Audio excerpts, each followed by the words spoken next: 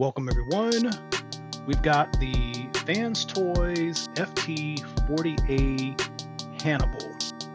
There is a promise from Fans Toys that there will eventually be a 40B. So this is basically their version of Fortess, and in the Japanese Transformers continuity, this head robot is Fortess, and when Fortess transforms into the head and puts the head onto the city mode or the spaceship mode, that mode is called Fortess Maximus. Kind of like Jinrai merging with his armor, becoming God Jinrai, Super God Jinrai, all that stuff. So let's go over packaging. So this came out back in 2022, as the box shows. Here's the top, here's the side, here's the bottom. There's a QR code if you want to look at that.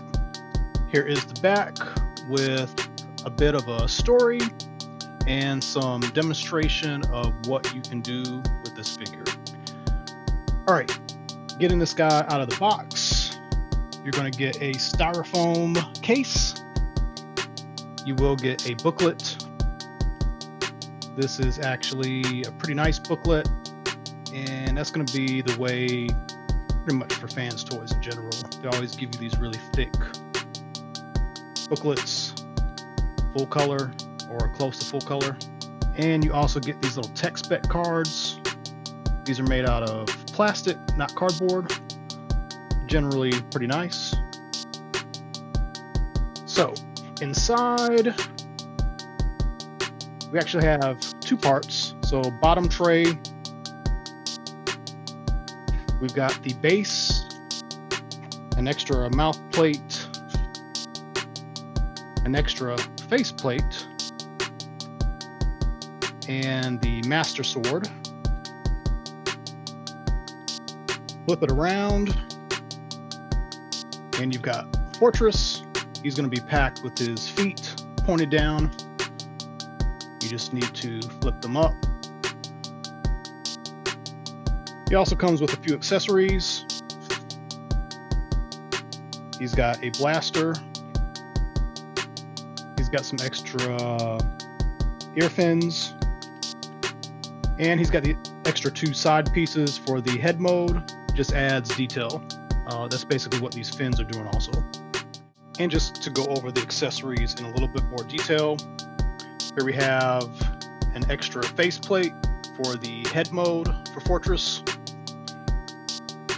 Here we have an extra face for Fortess. Here is his blaster. The extra side pieces for the head. And these just basically add a little extra detail, make it look a little bit more toy specific than cartoon specific. We've got the Master Sword that does do a little bit of transforming. Also, the sword is hand specific. If you look at it, the tab is on one side.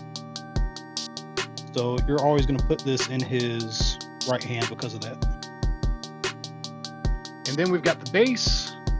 This could be used to house the head, basically use it as a stand since we don't have a body. But also you can use this to recreate the cartoon. So you extend the centerpiece, you extend the arm, and then you can display the sword like this. And in the cartoon, he would place the sword into this receptacle and it would activate the city/spaceship mode so that it could transform into the giant robot mode for Fortess Maximus. And so the figure itself has a good mixture of let's play it safe with kind of these cartoon looking details per se, where there's a lot of smooth areas, but a few pieces of detailing, line art, and and surface detail to make it not look completely boring. So this is a good mixture of a figure. The headmaster is pretty good, pretty detailed. We've got some blue reflective paint on the eyes. We've got some minimal detail on the head, kind of like the rest of the body. And even though we've got robot parts back here, the head does a good job of hiding all that. He also still has the gimmick of the original toys. This doesn't move, I believe. Oh, it does. So you can plug the head end, and as you see, it will change the little stats there. While we have the head out, let's go over its transformation. So the arms do peg into the back. You may need a spludger to loosen them up, but this guy basically transforms like the original toy, just he's got more joints. So fold the legs down, and then he's pretty much done. You can pull the feet up, and there is a trick where you can take the face, pull it down, and then twist it, and then close it back up, and then you pretty much hide the face. And this piece pulls out of a tab at the top, and this is how you swap the faces out also. So you can give him a yelling face if you want. I've noticed on this copy that the arm is a little loose, actually very loose. The elbow is basically pinned in, so not an easy way to adjust that. Basically going to have to push this pin in somehow. And this is basically riveted in, so I wouldn't try doing that. So articulation, the head swivels. Because of the headmaster gimmick, there is a base plate, this little gray section here that's doing the swiveling. He can raise his arms. You hear a nice ratchet. Arms can swivel. He's got bicep swivel. He's got a double elbow. The fingers are individually articulated, and the wrist is on a ball joint, so you can get all kinds of good action with the fist. He does have a ab crunch. Legs go up and out to the side, and you can get these hip skirts out the way a little bit and get it up even further, but they kind of get in the way. He does have a upper thigh swivel. He does have a single knee. The feet do tilt in just a little bit. They can go down mostly because of transformation. They can't really go up. And here's one last view of the figure, so you can see it at some different angles here.